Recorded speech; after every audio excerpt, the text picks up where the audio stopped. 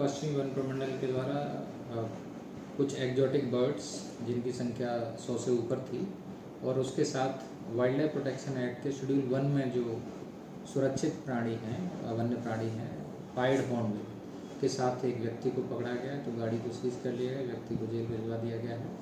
और एनिमल्स ये जो पकड़े गए हैं, तो एग्जॉटिक बर्ड्स का ट्रेड इंडिया में बहुत कॉमनली देखा जाता है, लेकिन उसके साथ शेड्यूल 1 स्पीसीज का पाया जाना एक गंभीर प्रकृति का अपराध माना जाता है और वाइल्ड लाइफ प्रोटेक्शन एक्ट के सेक्शन 51 में एक बहुत ही गंभीर अपराध की तरह से देखा जाता है और इसमें 7 साल तक की लोगों को सज़ा हो सकती है।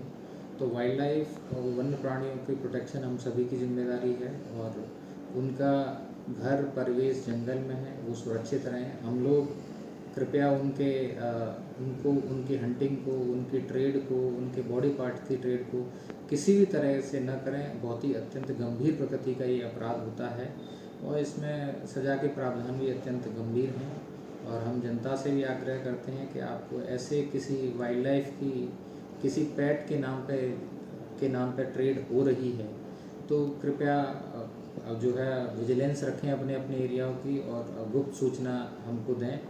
आपके द्वारा जो भी सूचना दी जाएगी उसमें आपकी जानकारी गुप्त रखी जाएगी और आपके सहयोग से हम वाइल्ड लाइफ और वन्य प्राणियों के प्रति होने वाले अपराध को रोक सकते हैं। और ये अपराध सामान्यतः इसलिए हो पाते हैं कि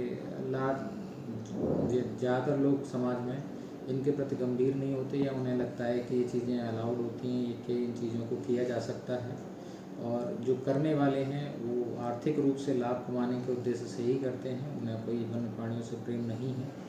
वन्य प्राणी और खासकर पक्षी, इन्हें हम इकोसिस्टम का इंजीनियर्स कहते हैं। ये सीड डिस्पर्सल से लेकर आपके बीज को इधर से उधर लगाने का कार्य करते हैं, पेस्ट को कंट्रोल करने का काम करते हैं, डिजीज़ को कंट्रोल करने का काम करते हैं, पॉलिनेशन का काम करते हैं, फूड चेन का एक अहम हिस्सा है और फूड चेन का अहम हिस्सा होने के सामने इकोसिस्टम के बैलेंस को बनाने का कार्य करते हैं। सर तकरीबन कितना पक्षी था, किस अवस्था में आप लोगों ने कितनी जद्दोजहद करके पकड़ा? सूचना प्राप्त हुई थी तो 110 से ऊपर पक्षी था और उसमें पुलिस का भी सहयोग लिया गया और वन विभाग की टीम थी और सूचना थी तो हम लोगों ने गाड़ी को रोकते हुए अकॉर्डिंगली पुलिस के सहयोग से गुरहर थाना क्षेत्र में इनको पकड़ा गया था। सर कितना घंटा के आप लोगों ने जद्दोजहद किया? रहता है ये जैसी सूचना में 3-4 घंटे का टाइम था उसमें, बट ये मेन चीज़ ये है कि समाज को जागरूक होना इन सब चीज़ों के प्रति एंड जद्दोजहद तो ऐसा जैसे सूचना का प्रवाह जितना तेज़ होगा उतनी ही हमारी कम हो जाती है। तो हमारी मजबूती स्ट्रेंथ इस सब में सोसाइटी होती है और कोई भी व्यक्ति इन चीज़ों को आजकल किसी ऐसे मोड से ही ले जा सकता है रोड से जहाँ उनको कोई और न देख सके और सामान्य रोड पर विजिलेंस उतना अधिक इन चीज़ों के प्रति नहीं हो पाता है। सर उन लोग सूचना प्राप्त होते ही टीम जाती है। सर उन लोग कहाँ के थे, क्या उन लोगों की मंशा थी, कहाँ वो बेचने वाले थे?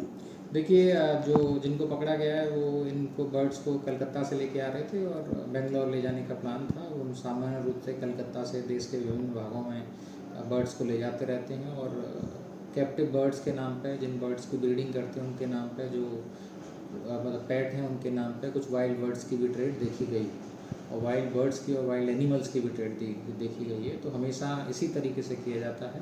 इसलिए हम सभी से अनुरोध करेंगे कि अपने आसपास वाले पेट शॉप जो भी हैं उन पे भी कभी लीगल के नाम पे लीगल चीज़ें जिन्हें सामान्य रूप से छुपा के रखा जाता है, ये चीज़ें गतिविधियाँ देखी जाती हैं। तो इनकी सूचना अगर आपको डाउट होता है तो वन विभाग को ज़रूर दें। वन विभाग आपके सहयोग से बहुत सारे प्राणियों को जिनके पास जो खुद कंप्लेन नहीं कर सकते, इसके लिए समाज को खुद ही आगे आना पड़ेगा क्योंकि वो हमारी सेवा ज़रूर करते हैं।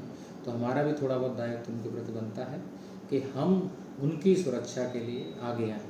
वो जब सुरक्षित रहेंगे तभी आपको भी सुरक्षित रख पाएंगे।